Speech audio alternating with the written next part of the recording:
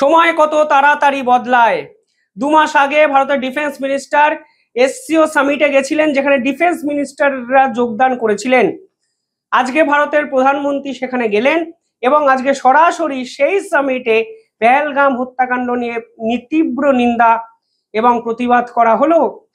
2 মাস আগে কেন ভারতের ডিফেন্স মিনিস্টার সেদিন এসসিও সামিটে যে জয়েন্ট রেজলিউশন সেখানে সই করেননি?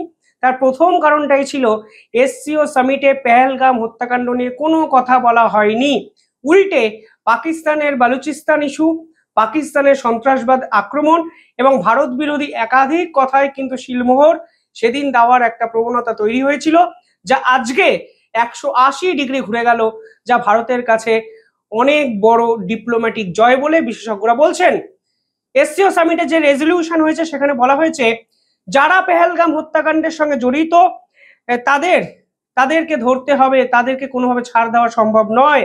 যারা অন্য দেশ থেকে ঢুকে অনুপ্রবেশকারী হয়ে আমাদের দেশের নিরীহ পর্যটকদের হত্যা করেছিলেন তাদের বিপক্ষে তীব্র নিন্দা এসসিও সামিটে অংশগ্রহণকারী দলগুলো জানায়। পাশাপাশি সেই ওই হত্যাকাণ্ডের পিছনে যারা অর্গানাইজার এবং স্পন্সর, এই দুই পার্টিকুলার গোষ্ঠীকে তদন্ত করে খুঁজে বার করতে হবে এবং এর পিছনে যারা আছে তাদেরকে ছেড়ে দেওয়া যাবে না। এবং আপনারা জানেন এসসিও সামিটের দায়, এসসিও সামিটে পরিষ্কার বলা হয়েছে এর দায় স্বীকার করেছিল টিআরএফ, অর্থাৎ পাকিস্তানের জঙ্গি সংগঠন।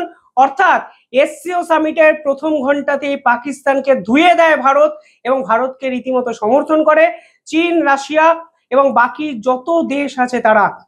এসসিও সামিটের অংশগ্রহণকারী যারা দেশ, China, India, Russia, Iran, Kazakhstan, Pakistan, Russia, Tajikistan এবং উজবেকিস্তান এবং আরো কিছু অবজারভার আছে। অর্থাৎ একটা কথা পরিষ্কার হয়ে যায় এই সামিটের প্রথম ঘন্টায় যে ভারত কিন্তু বেশ চালিয়ে ব্যাটিং করার জন্য চীনে পৌঁছেছে এবং ভারতের মন্তব্যগুলো অত্যন্ত সিরিয়াসলি কিন্তু আলাপ আলোচনার মধ্যে আনতে বাধ্য হয়েছে পুতিন এবং চীনের মতো একাধিক রাষ্ট্র। পাশাপাশি আজকে ভারতের প্রধানমন্ত্রী কি কি বিষয়ে কথা বলেছেন অত্যন্ত ইন্টারেস্টিং। তিনি 3টে বিষয়কে আন্তর্জাতিক স্তরে তুলে ধরেছেন। প্রথমত সিকিউরিটি, দ্বিতীয়ত কানেক্টিভিটি এবং তৃতীয়ত অপরচুনিটি। সিকিউরিটি পারপাসে তিনি কি বলেছেন? তিনি বলেছেন টেরোরিজম আমাদের এই অঞ্চলের বিগেস্ট সিকিউরিটি থ্রেট। অর্থাৎ তিনি প্রথম থেকেই পাকিস্তানকে নিশানা করেন এবং বলেন আজকে দক্ষিণ এশিয়ায় যেরকম রিজিওনাল থ্রেট তৈরি হয়েছে তার নেপথ্যে হলো টেরোরিজম, এবং টেরোরিজম কারা করছেন আপনারা সকলেই হয়তো জানেন। সাংহাই কর্পোরেশন অর্গানাইজেশন নিঃসন্দেহে গুরুত্বপূর্ণ এক শক্তি, যা বর্তমানে ডোনাল্ড ট্রাম্পের যে ট্যারিফ খেলাটা তার পাল্টা দেওয়ার জন্য যথেষ্ট। সেকেন্ড পয়েন্টে প্রধানমন্ত্রী নরেন্দ্র মোদী বলেছেন আমরা কোনো রিয়েল প্রোগ্রেসই করতে পারবো না যদি এই ধরনের সিকিউরিটি থ্রেট আমাদের মাথায় থাকে। অর্থাৎ যদি দক্ষিণ এশিয়ার উন্নতি করতে হয় তাহলে আমাদেরকে সিকিউরিটি ওরিয়েন্টেড থ্রেট গুলোকে আগে সরাতে হবে। অর্থাৎ এসসিও সামিটে বসেই কিন্তু পাকিস্তানকে রীতিমতো ধুয়ে দিলেন ভারতের প্রধানমন্ত্রী, একঘরে করার প্রক্রিয়া শুরু করলেন এবং চায়না এবং রাশিয়া বা পুতিন কার্যত সমর্থন করলো ভারতের প্রধানমন্ত্রীর এই স্পিচ। কারণ এই মুহূর্তে পাকিস্তানকে বাঁচানোর থেকে অনেক বড় লক্ষ্য পুতিন, মোদি এবং শি জিনপিংয়ের আছে, তা অন্তত এই মিটিং এর প্রথম ঘন্টার মধ্যে পরিষ্কার হয়ে যায়। পাশাপাশি এই মুহূর্তে ভারতের পক্ষ থেকে প্রস্তাব দেওয়া হয় জয়েন্ট কাউন্টার টেরোরিজম এফোর্টে একত্রে র্যাড গঠন করতে হবে এবং যে র্যাড বর্তমানে আছে তাকে অনেক বেশি শক্তিশালী করতে হবে। পাশাপাশি ভারতের প্রধানমন্ত্রী সাইবার ক্রাইম, ড্রাগ ট্রাফিকিং এবং র্যাডিকালাইজেশন নিয়ে একাধিক স্টেটমেন্ট দেন, যা অত্যন্ত গুরুত্বপূর্ণ অন্তত দক্ষিণ এশিয়ার পলিটিক্সের কেন্দ্রবিন্দুতে থেকে।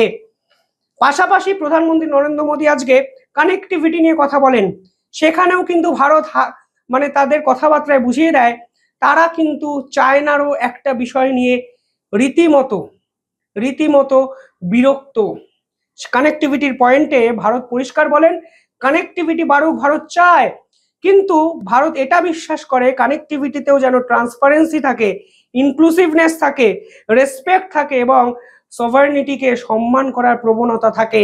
অর্থাৎ আমি একটি দেশের থেকে অন্য দেশে অকারণে ঢুকে যাচ্ছি এবং সেই দেশে নিজের পছন্দ মতো যা ইচ্ছা করছি সেই পুরো বিষয়টার বিপক্ষে ভারত কিন্তু আজকে সকলের সামনে আওয়াজ তোলে।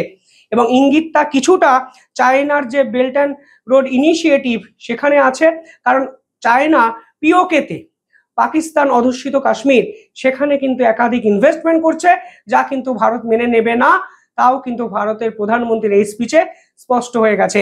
অর্থাৎ একদিকে চায়না, অন্যদিকে পাকিস্তান, ভারত যেন ছত্রে ছত্রে আজকে নিজেদের মতো করে আজকে নিজেদের রূপাখ্যানটি লিখলো এবং নিঃসন্দেহে জিওপলিটিক্যাল সার্ফেসে অত্যন্ত গুরুত্বপূর্ণ এবং অ্যাগ্রেসিভ স্টেপ। অনেকে বলতে পারেন ভারত আগে এই ধরনের অ্যাগ্রেসিভ স্টেপ নিল না কেন? আমি কিছু ক্ষেত্রে তাদের সমর্থন করি, কিন্তু ডিপ্লোম্যাসি এমন একটা বিষয় যেটা সময়ের দাবিটাকে প্রশ্রয় দিতে শেখায়। আজকের দিনে দাঁড়িয়ে চায়না দেখুন পাকিস্তানের পাশে নেই। সাউথ ব্লক অর্গানাইজেশন তৈরি করার চেষ্টা করেছিল চীন, পাকিস্তান এবং বাংলাদেশ মাত্র 1 মাস আগে। আজকে সেই সাউথ ব্লক অর্গানাইজেশন, যেটা তুরস্ক ওখানে ঢোকার কথা ছিল, আজ কিন্তু আরব সাগরের তীরে হারিয়ে গেছে, ভেসে গেছে। অর্থাৎ এই সময়ের দাবিটা কি? এই সময়ের দাবি চীন, ভারত এবং রাশিয়া যেন একত্রে কাজ করে, এবং একত্রে কাজ করার জন্য সকলেই বুঝে গেছে এই পাকিস্তানটা হলো গলার কাটা। কারণ এরা হোমেও লাগে না, যজ্ঞেও লাগে না, এরা কোথাও লাগে না, শুধুমাত্র জঙ্গিপনা করাতে বা জঙ্গি আক্রমণের জন্য এরা ব্যবহৃত হয়। কখনো চীন ব্যবহার করেছে, কখনো আমেরিকা ব্যবহার করেছে। আর এদের অবস্থা কি জানেন? ওই ডুগডুগি, বিড়ালের গলায় ডুগডুগি, যার কোনো কাজে লাগে না, শুধুমাত্র যে পারে ঘন্টাটা বাড়িয়ে যে চলে যায়। আজকে এসসিও সামিটে ভারত ফের একবার প্রমাণ করে দিয়েছে। পাশাপাশি এখানে ভারত কিন্তু চাবাহার পোর্ট নিয়ে কথা বলেছে, ইন্টারন্যাশনাল নর্থ সাউথ করিডোর নিয়ে কথা বলেছে, এবং ভারত বুঝিয়ে দিয়েছে ভারতও কিন্তু কানেক্টিভিটি ডেভেলপ করতে অত্যন্ত উদ্গ্রীব। 3 নম্বর পয়েন্ট, অর্থাৎ পাকিস্তান গেল, চায়না গেল, 3 নম্বর পয়েন্ট হলো অপরচুনিটি, যেখানে ডোনাল্ড ট্রাম্পকে কোথাও না কোথাও নিশানা ভারতের প্রধানমন্ত্রী করেছেন। তাই সমগ্র স্পিচ যদি আপনারা অ্যানালাইসিস করেন বুঝতে পারবেন। প্রথমত ভারত আজকে স্পষ্ট বলেছে এই মুহূর্তে ট্রেড এবং ইনভেস্টমেন্ট অনেক বেশি করা প্রয়োজন নিজেদের মধ্যে কানেক্টিভিটি বাড়ানোর জন্য, এবং ভারত বিশ্বাস করে ট্রেড এবং ইনভেস্টমেন্টই একটা দেশের গ্রোথের অন্যতম মাধ্যম। পাশাপাশি ভারতের প্রধানমন্ত্রী সাপ্লাই চেন নিয়ে কথা বলেছেন, অর্থাৎ চায়না যেভাবে কিছুদিন আগেও রেয়ার আর্থ মিনারেলসের সাপ্লাই বন্ধ করে দিয়েছিল, সেখানেও কিন্তু আজকে বুঝিয়ে দেওয়া হয়েছে যদি সাপ্লাই চেন ভেঙে যায় তাহলে কিন্তু ট্রেড, ইকোনমি এবং অপরচুনিটি তৈরি কিছুই হবে না। অর্থাৎ ডোনাল্ড ট্রাম্প যেভাবে স্বেচ্ছায় ভারতের পিছনে লেগেছেন তা যে কত বড় ইকোনমিক্যাল ডিজাস্টার নিয়ে আসতে পারে তা কিন্তু ভারতের এই স্পিচে এসসিও সামিটে বসে, চীনে বসে আজকে ভারত কিন্তু বুঝিয়ে দিয়েছে।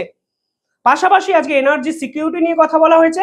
বুঝতেই পারছেন এনার্জি সিকিউরিটি মানে রাশিয়ার সঙ্গে ভারতের বন্ধুত্ব প্রসঙ্গ আসবেই, অর্থাৎ ক্রুড অয়েল ভারত নেবেই, ভবিষ্যতেও এই পুরো বিষয়টি যাবে, কারণ ভারত এনার্জি সিকিউরিটির যে স্টেবিলিটি তা বজায় রাখতে বদ্ধপরিকর। ভারত আজকে বলেছে টেকনোলজি নিয়ে কথা হয়েছে, স্টার্টআপ নিয়ে কথা হয়েছে, ট্যুরিজম নিয়ে কথা হয়েছে, স্টুডেন্টদের নিয়ে কথা হয়েছে। এবং ক্ষেত্রে উল্লেখ্য বিষয়টা বলে দিই, ভারত কিন্তু চায়না স্টুডেন্টের জন্য ফের একবার ভিসা ওপেন করে দিয়েছে, যা 2020 গালওয়ান হত্যাকাণ্ডের পর বন্ধ ছিল। অর্থাৎ ভারত কিন্তু দরজা খুলে দাঁড়িয়ে আছে এবং সেই দরজা একের পর এক দেশ আসছে, ভারতকে আলিঙ্গন করে গ্রোথ এবং অপরচুনিটির দিকে নিয়ে যাচ্ছে, তা ভারতের প্রধানমন্ত্রী আজকে বলেছেন। পাশাপাশি ভারত বিশ্বাস করে কালচার এবং পিপল টু পিপল এক্সচেঞ্জে, যা প্রধানমন্ত্রীর ভাষণের অন্যতম গুরুত্বপূর্ণ অংশ। পাশাপাশি এখানে ভারত আরো ইন্টারেস্টিং একটি কথা বলেছেন যা সকলের জানা উচিত। সেখানে বলা হয়েছে India can not accept double standard. ভালো করে বুঝুন, দ্বিচারিতা ভারত অ্যাকসেপ্ট করবে না, ভারত সবকিছু করবে। অর্থাৎ চীনকে বুঝিয়ে দেওয়া হয়েছে যদি তুমি চায়না মানে যদি তুমি পাকিস্তানকে ব্যাক করো তাহলে আমাদের কথা ভুলে যাও, দ্বিচারিতা আমরা সমর্থন করব না। আমরা যখন তোমাদের সঙ্গে বন্ধুত্বের জন্য দরজা খুলে দিয়েছি, ডোনাল্ড ট্রাম্পকে শেষ করার জন্য আমরা ফিল করেছি তোমাদের সঙ্গে একত্রে কাজ করা উচিত, তখন তোমরা দয়া করে আমাদের পিছনে ছুরিটি বসিয়ে পাকিস্তানকে আর ব্যাক করো না। কোনোভাবে ডবল স্ট্যান্ডার্ড এক্সপেক্টেড নয়। যদি ডবল স্ট্যান্ডার্ড করতে হয় তাহলে আমরাও কিন্তু একত্রে চীন এবং ডোনাল্ড ট্রাম্প একই সঙ্গে কাজ করতে পারতাম। আমরা সেটা চাইছি না। আমরা ভবিষ্যতের কথা ভাবছি, আমরা অপরচুনিটির কথা ভাবছি, আমরা কানেক্টিভিটির কথা ভাবছি, কিন্তু তোমরা দয়া করে সিকিউরিটি পারপাসে অন্তত দ্বিচারিতা করো না। অত্যন্ত স্মার্ট একটা মুভ, অত্যন্ত ইন্টেলিজেন্স একটা স্পিচ, যেখানে প্রধানমন্ত্রী নরেন্দ্র মোদী সব কটা টপিক কভার করেছেন। এবং ভারত আজকে যে কথা বলেছে, আন্তর্জাতিক স্তরের বিভিন্ন মিডিয়া দেখুন সেগুলো রীতিমতো প্রচার করছে যে একটা স্পিচে পাকিস্তান, চায়না, রাশিয়া এবং ডোনাল্ড ট্রাম্পের আমেরিকা সব কটা ইস্যুকে বেছে বেছে বেছে বেছে বলা এবং আন্তর্জাতিক স্তরে ভারতের ওপিনিয়নটাকে এস্টাবলিশ করা নিঃসন্দেহে ভারতের মাস্টার স্ট্রোক। আপনারা কিভাবে দেখছেন পুরো বিষয়টি কমেন্টে জানাবেন। আর দেখতে থাকুন দ্য ইন্ডিপেন্ডেন্ট নেটওয়ার্ক। চ্যানেলটি সাবস্ক্রাইব করতে পয়সা লাগে না, শুধু এটা ক্লিক করতে হবে এবং পাশে থাকা বেল আইকনটি ক্লিক করে দেবেন। শুধু একটু সাবস্ক্রাইব যদি করেন তাহলে আমি একটু বেশি অনুপ্রেরণা পাবো। ধন্যবাদ, ভালো থাকবেন।